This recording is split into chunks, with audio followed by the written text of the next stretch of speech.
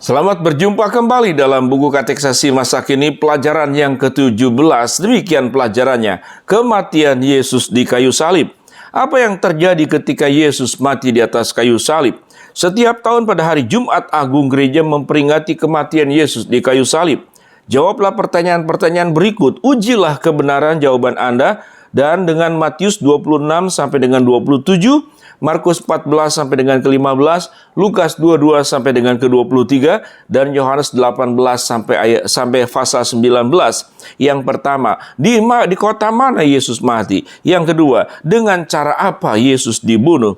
Yang ketiga, pesta apa yang dirayakan oleh orang Yahudi pada saat itu? Yang keempat, apa yang dilakukan Yesus dengan murid-muridnya pada malam sebelum kematiannya? Yang kelima, di mana Yesus ditangkap? Yang keenam, apakah yang dilakukannya di situ? Yang ketujuh, apa makna doa-doa Yesus pada malam itu? Apa makna doa Yesus pada malam itu? Lukas 22 ayat yang ke-41. Yang ke-8, siapakah yang menyerahkan dan mengkhianati Tuhan Yesus? Yang ke-9, kemanakah Yesus dibawa sesudah ditangkap? Yang ke-10, kesalahan apa yang dituduhkan oleh orang Yahudi terhadap Yesus?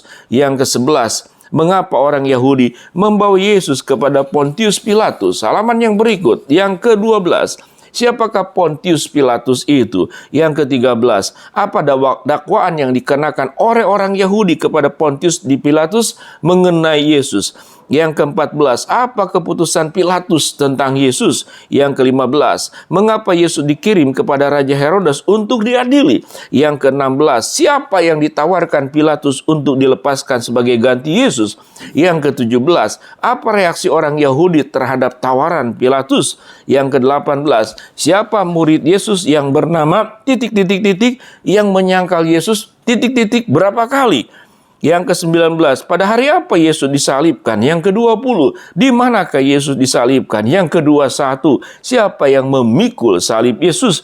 Yang ke-22, tulisan apa yang ditempelkan di atas salib Tuhan Yesus? Yang ke-23, siapa yang disalibkan bersama dengan Yesus? Yang ke-24, bagaimana sikap terhukum itu terhadap Yesus? Yang ke-25, jam berapa Yesus disalibkan dan jam berapa ia mati? Yang ke-26, apa yang dikatakan Yesus dari kayu salib? Ada beberapa 1, 2, 3, 4, 5, 6, 7 perkataan yang silakan untuk dicari. Yang ke-27, ada berapa peristiwa ajaib yang terjadi ketika Yesus disalibkan? Apa yang terjadi? 28, apa yang terjadi dengan jubah Yesus? Yang ke-29, apa yang dikatakan kepada pasukan pada saat kematian Yesus? Yang ke-30, bagaimana prajurit memastikan bahwa Yesus sungguh-sungguh sudah mati?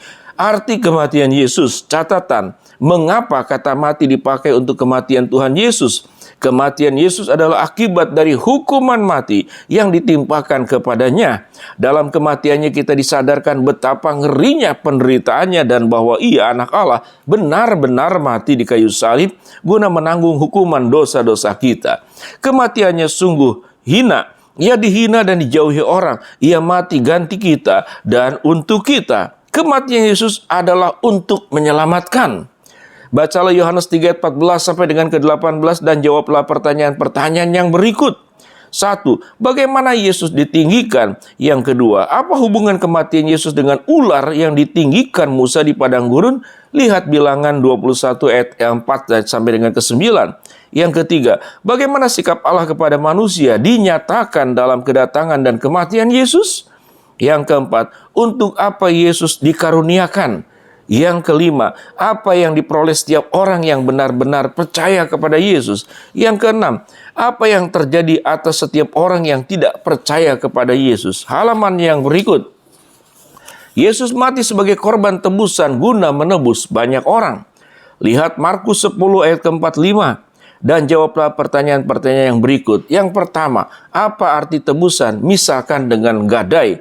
Yang kedua, mengapa manusia harus ditebus? 1 Petrus 1 ayat 18, Titus 2 ayat ke-14, Galatia 3 ayat 13, Ibrani 9 ayat 15. Yang ketiga, dengan apa manusia ditebus? 1 Petrus 1:19.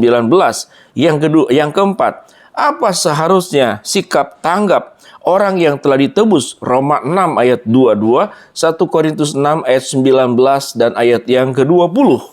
Demikianlah pelajaran yang ke-17, terus belajar untuk sampai kepada pelajarannya selesai. Shalom.